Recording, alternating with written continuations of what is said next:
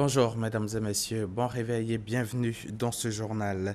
De retour au pays après un mois d'absence mise à profit pour prendre un peu de repos, se consacrer à la réflexion et participer à 3 rencontres internationales de premier plan. Le chef de l'État, le président Alassane Ouattara, est arrivé à Abidjan hier à 17h14, accueilli à l'aéroport international Félix Houphouët-Boigny de Port-Bouët par le Premier ministre, les membres du cabinet présidentiel, le commandement supérieur de l'armée. Les honneurs militaires lui ont été rendus.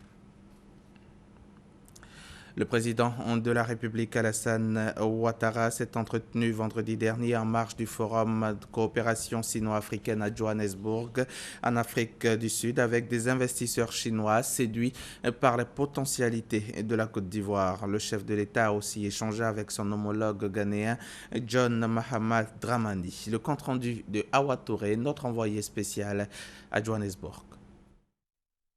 Le président ghanéen John Dramani Mahama, comme à son habitude, lors des grands rendez-vous internationaux, est venu saluer son frère et ami, le président de la République Alassane Ouattara. L'occasion aussi pour les deux chefs d'État de faire un tour d'horizon de l'actualité dans la sous-région ouest-africaine. Un peu plus tôt, le président de la République s'est entretenu avec des investisseurs chinois. À l'issue de ces échanges, le patron de la Banque chinoise pour l'industrie et le commerce, Wei Manyi, s'est félicité de la croissance soutenue de l'économie ivoirienne depuis plusieurs années. Pour la Côte d'Ivoire, on a plein de projets à faire aussi, surtout dans le domaine des logements et dans la construction des tramways urbaines, etc. Le vice-président du groupe China Gezouba, spécialisé dans la construction de barrages hydroélectriques, a pour sa part exprimé sa volonté de contribuer au développement de ce secteur en Côte d'Ivoire. Nous sommes très intéressés sur le domaine de l'énergie sur le marché en Côte d'Ivoire. Nous voudrions utiliser notre technologie, notre capacité de finance, notre expérience pour participer à la construction en Côte d'Ivoire. Quant au président du groupe, Shandong Wu Zeng, il a annoncé que son entreprise entend accompagner la Côte d'Ivoire dans le processus de modernisation de l'agriculture. Nous avons échangé sur la création d'un centre de démonstration agricole. Et puis, j'envisage d'établir des écoles pour la formation des paysans de votre pays, ou bien de les envoyer en Chine pour une formation. Le président de la compagnie chinoise de communication et de construction est venu faire le point sur ses projets en cours de réalisation en Côte d'Ivoire, notamment l'extension des ports autonomes d'Abidjan et de San Pedro. On a discuté plusieurs domaines pour le projet, le port, chemin de fer, route, routier, aussi l'investissement. Donc le groupe CCCC, on va renforcer notre installation en Côte d'Ivoire et investissement surtout.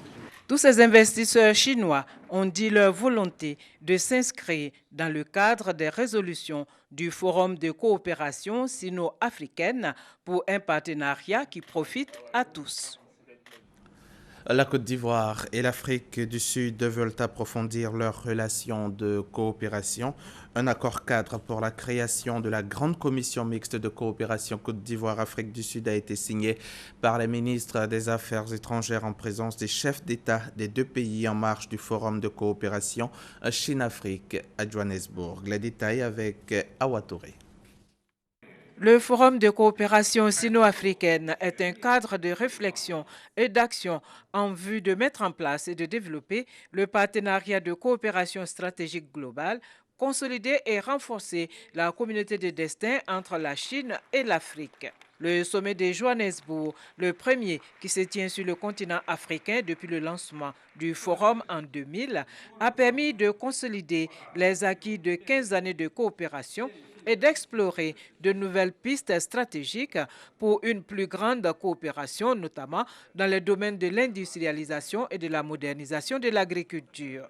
Cette rencontre au sommet a aussi été une opportunité de rapprochement entre les pays africains afin de favoriser les échanges commerciaux interafricains. C'est dans ce cadre que la Côte d'Ivoire et l'Afrique du Sud ont décidé d'approfondir leurs relations de coopération. Les ministres des Affaires étrangères de la Côte d'Ivoire et de l'Afrique du Sud ont ainsi signé un accord pour la création de la Grande Commission mixte Côte d'Ivoire-Afrique du Sud en présence des présidents Alassane Ouattara et Jacob Zuma. C'est un accord cadre qui crée la Grande Commission mixte. Vous savez, à partir de cet accord-là, ça revêt un caractère politique, un caractère diplomatique et également, surtout, un caractère économique.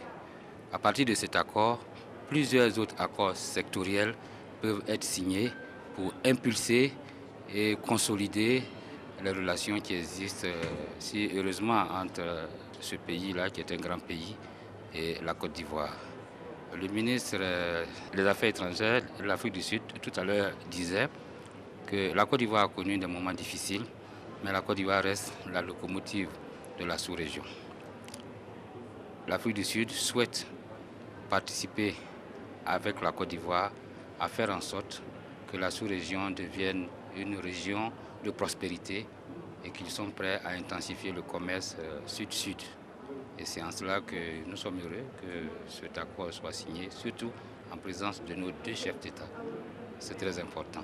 Les investisseurs privés sud-africains attendent justement cet accord-là et les autres accords qui vont suivre, qui donnent le signal de cette coopération voulue par nos deux chefs d'État.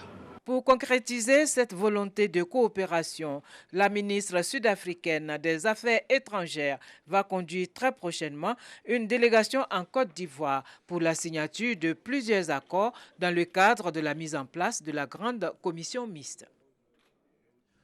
Ici, en Côte d'Ivoire, installée depuis le 3 mars 2014 par le Premier ministre Daniel Kablan-Duncan, la CNF, la Commission nationale de la famille, composée de 42 membres, a remis son rapport d'activité au chef du gouvernement. Ce rapport présente un bilan satisfaisant, c'est ce qu'a souligné la tutelle, le ministère de la Solidarité, de la Famille, de la Femme et de l'Enfant.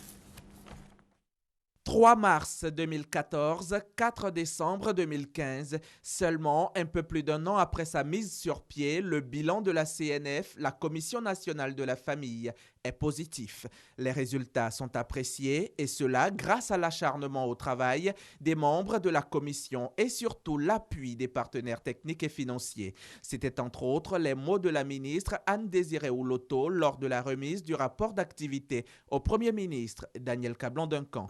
La Commission nationale de la famille, composée de membres issus de structures étatiques et de la société civile, soutenue par un secrétariat technique assuré par le ministère de la Solidarité, de la Famille, de la Femme et de l'Enfant, se réjouissent des résultats obtenus, des difficultés rencontrées et des défis à relever. C'est aujourd'hui une pause nécessaire que nous nous imposons, qui nous permettra de considérer le chemin parcouru, d'en tirer les leçons ensemble pour mieux amorcer l'avenir en vue de l'atteinte des objectifs fixés. Quand la famille va bien, l'ensemble du corps social et partant, l'État se porte bien, dit-on. Selon le Premier ministre, la famille est au cœur des priorités du gouvernement. Résoudre les problèmes de la famille en Côte d'Ivoire demeure un défi majeur et important pour le gouvernement.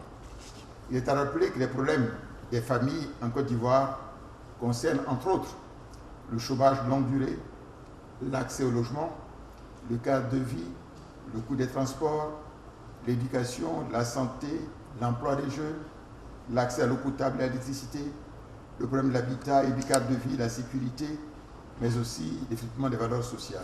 Puis il ajoute que le gouvernement négocie en ce moment un appui financier au profit des familles les plus pauvres. La Commission nationale de la famille a pour mission d'assister le gouvernement dans la définition de la politique nationale. Elle émet des avis ou formule des recommandations sur toutes les questions relatives à la famille, assure le suivi de l'engagement de l'État relativement à la protection et à la promotion de la famille.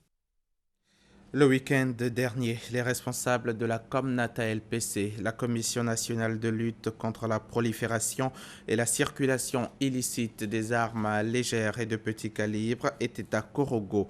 Objectif, procéder à une opération publique de collecte d'armes et de munitions au cours de laquelle 109 armes et 2151 munitions ont été collectées.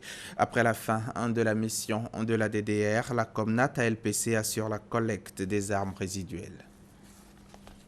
Le 30 juin 2015, l'ADDR, l'Autorité pour le désarmement, la démobilisation et la réintégration, a officiellement mis fin à sa mission. Ces activités lui ont permis de collecter des dizaines de milliers d'armements et de réintégrer environ 60 000 ex-combattants.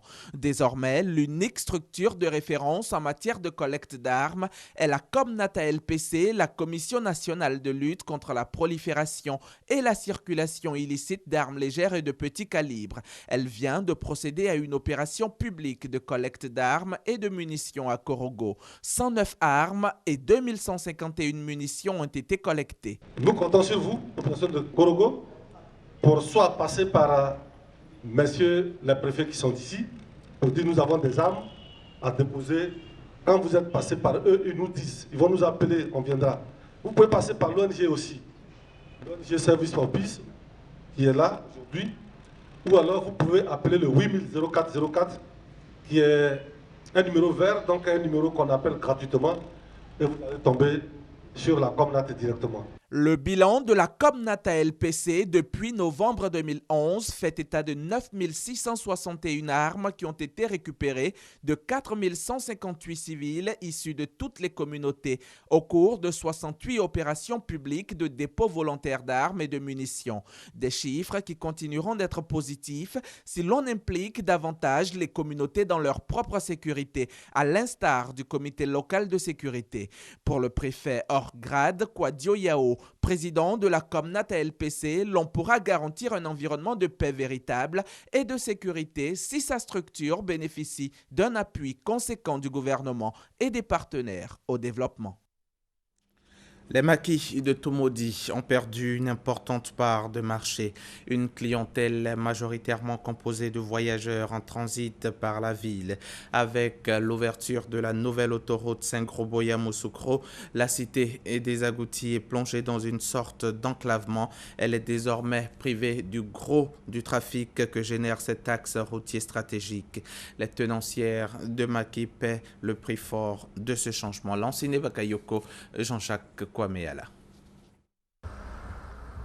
Cet espace gastronomique Maki Village, situé en plein cœur de la ville de Tumodi, la cité de l'Agouti, n'attire plus grand monde. Ce n'est pas parce que les restauratrices qui tiennent en main cet espace ont perdu de leur art. Les clients qui viennent refusent de manger le poisson, la viande de bœuf, donc on fait un peu, 5 plats. Si ça finit, on ajoute un peu encore. C'est ce qu'on fait pour pouvoir survivre ici. À cause de la nouvelle autoroute qui a dévié, la ville est restée en retrait du trafic qui s'exerce sur cet axe. Du coup, les voyageurs ne peuvent s'autoriser à faire systématiquement l'escale de la cité de l'Agouti, surtout quand ils utilisent les transports collectifs. Or, ces voyageurs représentent l'essentiel de la clientèle. Les conséquences sont désastreuses, selon la présidente de l'association et quelques 110 tenancières. Le Maki Village va très mal. Avec le passage de l'autoroute, on se débrouille comme ça, mais ce n'est plus ça. Les buvettes aussi en paient les contre-coups. On ressent beaucoup parce que auparavant, ça marchait, les gens passent beaucoup ici, ils rentrent beaucoup pour pouvoir payer. Puisque l'autoroute est hors de la ville, ça agit sur nous. C'est ce qui fait que les clients ne viennent plus trop comme avant. Malgré tout, Thérèse Nyangouin et ses amis n'envisagent pas de se déporter vers l'autoroute, là où les éventuels clients de passage peuvent les voir plus facilement. Le cadre qu'elles occupent actuellement est bien bâti et extrêmement convivial. Et puis, en quittant ce centre de la ville, les tenanciers de maquis disent craindre de perdre certains de leurs clients domestiques habituels. C'est un carrefour. À chaque fois que ici, on passe par le village. Donc nous sommes obligés de passer là. Pour les restauratrices, la solution n'est pas de se déporter vers l'autoroute, mais plutôt d'avoir le soutien des autorités afin de faire une bonne promotion de l'espace. Bien plus, elles prient pour la fin de l'Ebola. Ça va faire bientôt 2 ans que cette histoire-là, ça dure. L'espace Maki Village est depuis 24 ans un symbole et une fierté de la ville de Toumoui. À Odiéné, dans la région du Kabadougou, les populations, elles, rencontrent des difficultés pour se déplacer. Pour se rendre à une destination, l'unique recours demeure les mototaxis, malgré tous les risques. En lieu et place donc de ces mototaxis, les populations attendent avec impatience l'avènement des véhicules taxis. Konaté Moussa. Cette dame vient de donner naissance à un bébé. À sa sortie d'hôpital, un motocycliste l'attend pour la conduire à son domicile. Cette scène est quotidienne devant l'hôpital d'Odiéné, où la moto est l'unique moyen de transport.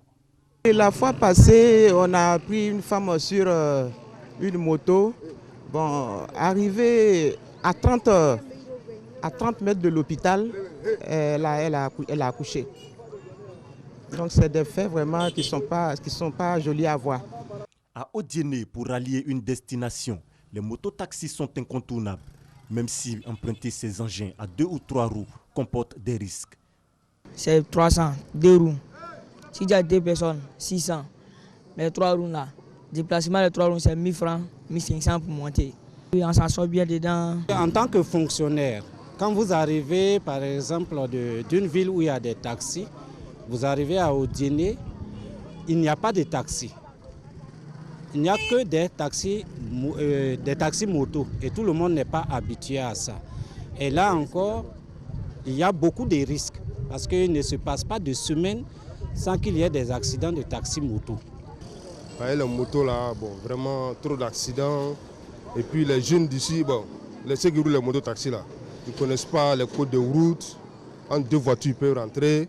Avant, il n'y avait pas de route, donc on ne pouvait pas avoir le taxi pour circuler en ville. Bon, maintenant, il y a des routes bitumées, donc on a forcément besoin de taxis pour circuler dans la ville.